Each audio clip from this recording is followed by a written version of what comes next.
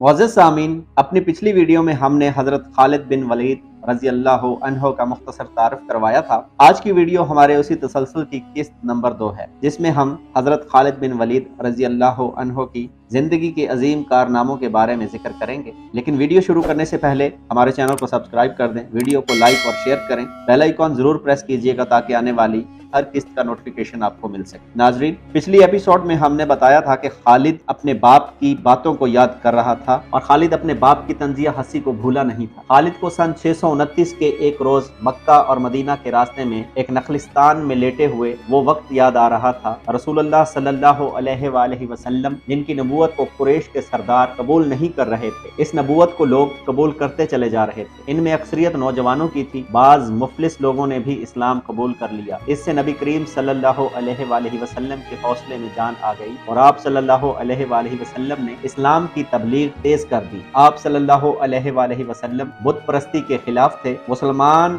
इन 360 बुतों का मजाक उड़ाते थे जो काबा के अंदर और बाहर रखे हुए थे। तुलूह इस्लाम से पहले अरब एक खुदा को मानते थे और पूजते इन बुतों को थे।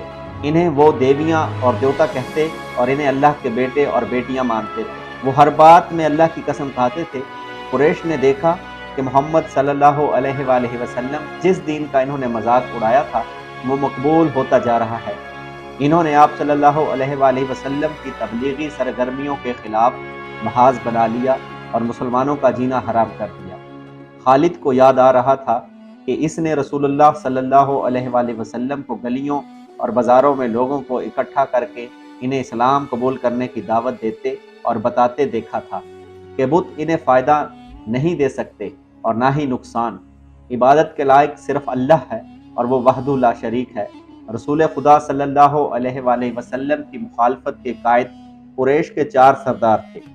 एक तो खालिद का बाप था जिसका नाम अल वलीद था, दूसरा नबी करीम सल्लल्लाहु अलैहि वसल्लम का अपना चचा अबू लहब था, तीसरा अबू सफियान और चौथा अब्दुल हुक्म था जो खालिद का चचाजाद भाई था। मुसलमानों पर सबसे ज्यादा जुल्म और तशद्दुद उसी शख्स ने किया था। वो जहालत की हद तक कीना परवर और मुस्लिम कुश था, इसलिए मुसलमान इसे अबू जहल कहने लगे थे।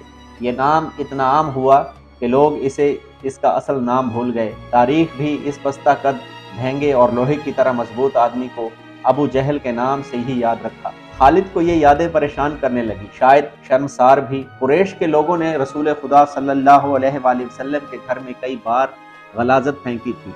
जहाँ कोई मुसलमान इस्लाम की तबलीग कर रहा होता वहाँ कुरैश के आदमी जा पहुँचते और हुल्लड़ मचाते थे। बदअखलाक और धत्कारे हुए आदमियों को रसूल खुदा सल्लल्लाहु अलैहि वसल्लम को परेशान करते रहने के काम पर लगा दिया गया था। खालिद को ये इत्मीनान ज़रूर था कि उसके बाप ने मोहम्मद सल्लल्लाहु अलैहि वसल्लम के खिलाफ ऐसी कोई घटिया हरकत नहीं की थी। वो 2 मरतबा कुरैश के 3-4 सरदारों को साथ लेकर रसूल खुदा सल्लल्लाहु अलैहि वसल्लम के चचा अबू तालिब के पास ये कहने गया था कि वो अपने भतीजे रसूल खुदा सल्लल्लाहु अलैहि वसल्लम को बुतों की तौहीन और नबूवत के दावे से रोके, वरना वो किसी के हाथों कत्ल हो जाएगा। अबू तालिब ने इन लोगों को 2 मरतबा टाल दिया था। खालिद को अपने बाप की बहुत बड़ी कुर्बानी याद आई। उमारा खालिद का भाई था। वो खास तौर पर खूबसूरत नौजवान था। वो ज़हीन था और इसमें बांकपन था। खालिद के बाप अल वलीद ने अपने इतने खूबसूरत बेटे उमारा को कुरैश के 2 सरदारों के हवाले किया और इन्हें कहा, इसे मोहम्मद के चचा अबू तालिब के पास ले जाओ और इसे कहो कि मेरा बेटा रख लो और इसके बदले मोहम्मद सल्लल्लाहु अलैहि वसल्लम हमें दे दो। खालिद अपने बाप के इस फैसले पर कांप उठा था और जब इसका भाई उमारा दोनों सरदारों के साथ चला गया था तो खालिद तन्हाई में जाकर रोया था। अबू तालिब सरदारों ने उमारा को रसूल करीम सल्लल्लाहु अलैहि वसल्लम के चचा के आगे करके कहा था, इसे तुम जानते हो, ये उमारा बिन अब्दुल वलीद है। तुम ये भी जानते होगे कि बनु हाशिम ने जिसके तुम सरदार हो अभी तक इस जैसा सजीला और अक्लमंद जवान पैदा नहीं किया। ये हम हमेशा के लिए तुम्हारे हवाले करने आए हैं। इसे अपना बेटा बनाकर रखोगे तो ये तमाम उम्र फरमाबरदार रहेगा और अगर इसे अपना गुलाम बना लोगे तो कसम है अल्लाह की तुम पर अपनी जान भी कुर्बान कर देगा। मगर तुम इसे मेरे हवाले क्यों कर रहे हो? अबू तालिब ने पूछा। क्या बनु मखजूम की माओं ने अपने बेटों को नीलाम करना शुरू कर दिया है? कहो इसकी कितनी कीमत चाहते हो? इसके अवज़ हमें अपना भतीजा मोहम्मद सल्लल्लाहु अलैहि वसल्लम दे दो। कुरैश के एक सरदार ने कहा, तुम्हारा ये भतीजा तुम्हारी रसवाई का बाइस बन रहा है। इसने तुम्हारे आबाओ अजदाद के मजहब को रद्द करके नया मजहब बना लिया। क्या तुम देख नहीं रहे कि इसने कबीले में आदमी को आदमी का दुश्मन बना दिया है? तुम मेरे भतीजे को ले जाकर क्या करोगे? कत्ल? कुरैश के दूसरे सरदार ने जवाब दिया, हम मोहम्मद सल्लल्लाहु अलैहि वसल्लम को कत्ल करेंगे। ये बेइंसाफी नहीं होगी। तुम देख रहे हो कि हम तुम्हारे भतीजे के बदले तुम्हें अपना बेटा दे रहे हैं। ये बहुत बड़ी बेइंसाफी होगी। अबू तालिब ने कहा, तुम मेरे भतीजे को कत्ल करोगे, मैं तुम्हारे बेटे को मालूंगा और इस पर खर्च करूंगा और इसे बहुत अच्छी ज़िंदगी दूंगा। तुम मेरे पास कैसा इंसाफ लेकर आए हो? मैं तुम्हें इज्जत से रुखसत करता हूँ। खालिद ने जब अपने भाई को अपने सरदारों के साथ वापस आते देखा और सरदारों से सुना कि अबू तालिब ने यह सौदा कबूल नहीं किया, तो खालिद को दिली मुसर्रत हुई थी। मोहम्मद सल्लल्लाहु अलैहि वसल्लम का तुमने क्या बिगाड़ दिया था अबू सुलेमान? खालिद की ज़ात से एक सवाल उठा। इसने ख्यालों ही ख्यालों में सर हिलाया, दिल ही दिल में कहा, कुछ नहीं। बेशक मोहम्मद सल्लल्लाहु अलैहि वसल्लम का जिस्म ताकतवर है, लेकिन रकाना बिन अब्द यजीद जैसे पहलवान को उठाकर पटकने के लिए सिर्फ जिस्मानी ताकत काफ़ी नहीं। रकाना बिन अब्द यजीद रसूल करीम सल्लल्लाहु अलैहि वसल्लम का चचा था, जिसने इस्लाम कबूल नहीं किया था। ये अरब का माना हुआ पहलवान था। नामी गिरामी पहलवान आए, जिन्हें इसने एक ही दाव में पटक कर उठने के काबिल न छोड़ा। वो वहशी इंसान था, सिर्फ लड़ना मारना जानता था। खालिद को वो वक्त याद आने लगा जब मुसलमानों को टिक करने वाले 3-4 आदमियों ने एक दिन रकाना पहलवान को खूब खिलाया पिलाया और इसे कहा था कि तुम्हारा भतीजा मोहम्मद सल्लल्लाहु अलैहि वसल्लम किसी के हाथ में नहीं आता, ना अपनी तबलीग से बाज आता है, ना किसी से डरता है, और लोग इसकी बातों के जादू में आते चले जा रहे हैं। क्या तुम इसे सीधा नहीं कर सकते?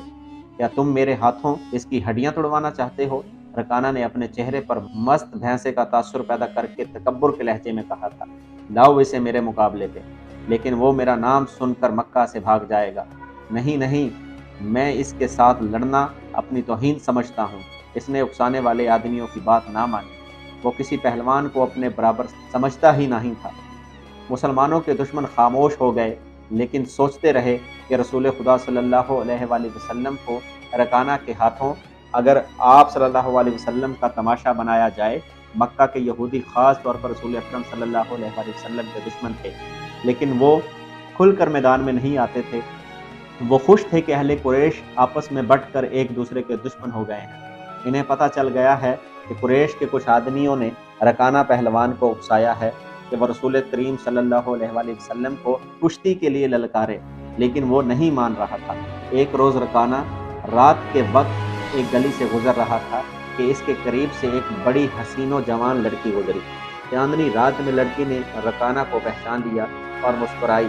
रकाना वहशी था, वो रुक गया, लड़की का रास्ता रोक लिया। क्या तुम जानती हो कि औरत मर्द की तरफ देखकर मुस्कुराती है तो इसका मतलब क्या होता है?